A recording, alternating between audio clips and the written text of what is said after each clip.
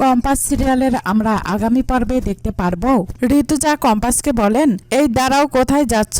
হন্যতন্য হয়ে তুমি? কম্পাস বলেন, মা রেডি হতে। ভিহান স্যার একটু আগে কলেজে বেরিয়ে গেলেন তো, তোমার মনে নেই? অখিলেশ স্যার আজ ওই ডিকে কে কলেজে চিফ গেস্ট বানিয়ে আনছেন। আমাকে তো ওখানে যেতে হবে মা। ঋতুজা বলেন, আমার সব মনে আছে, তোর মনে নেই? তুই যাবি কি করে ওখানে? তোকে তো এলাও করবে না। কম্পাস বলেন, আমাকে লুকিয়ে হলেও ঢুকতে হবে মা। ডিকে কেন কলেজে আছে? শুধু সম্বর্ধনা নিতে?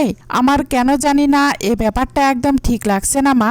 ডিকে আমাকে শাসিয়েছিল, ডিকে পাবলিকলি আসবে, মিডিয়ার সামনে আসবে, সম্বর্ধনা নেবে আর তার সঙ্গে আমাদের ফর্মুলাও নেবে।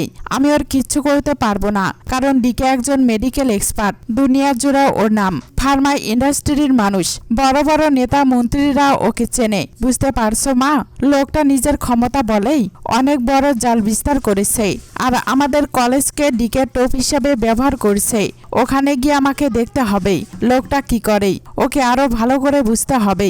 ঋতুজা বলেন, আচ্ছা শোন, আমি তো কলেজে যাচ্ছি, তুই আমার সঙ্গে চল, তারপর ওখানে গিয়ে আলাদাভাবে ঢুকে পড়বি। কম্পাস বলেন, সে ঠিক আছে, কিন্তু ওখানে গিয়ে ডিকে কি বলছে সেটা আমাকে শুনতেই হবে, আর মা মিডিয়াকে নিয়ে কি ভাবছে সেটাও বুঝতে হবে।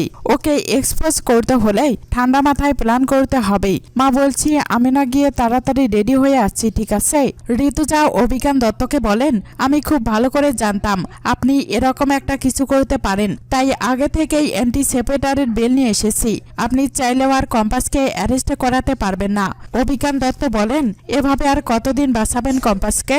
ঋতুজা বলেন, যতদিন না আপনার অন্যায় করা বন্ধ হচ্ছে, যতদিন পর্যন্ত আপনি আমার পরিবারের বিরুদ্ধে ষড়যন্ত্র করছেন, ততদিন পর্যন্ত।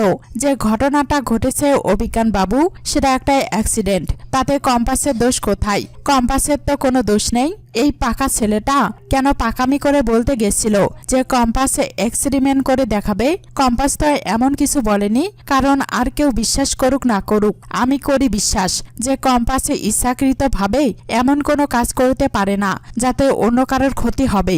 অবশ্য অভিজ্ঞানবাবু মোনালিসা হলে বিশ্বাস করতাম। মনে নেই আপনার? কম্পাসকে বস্তার মধ্যে বেঁধে জলে ফেলে দিয়েছিল। আপনি জানেন আমি যা বলছি একদম ঠিক বলছি। এই ছেলেটা প্রসঙ্গ তুলেছিল, জিনিসপত্র এই ছেলেটি আনিয়েছিল। একটা ছেলে যে কম্পাসকে সহ্য পর্যন্ত করতে পারে না, সে হঠাৎ করে কম্পাসের কত গুণ সেটা প্রমাণ করার জন্য উঠে পড়ে একেবারে লাগলো। কেন জানতে হবে না সেটা এর আসল উদ্দেশ্য কি ছিল? সেটা প্রমাণ করার প্রয়োজন আছে।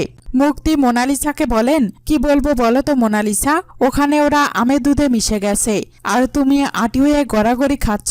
মোনালিসা বলেন, তুমি আমার কাটা খাইয়ে নুনের সিটা দেবে বলে ফোন করেছ? এই কম্পাসে যেখানে থাকবে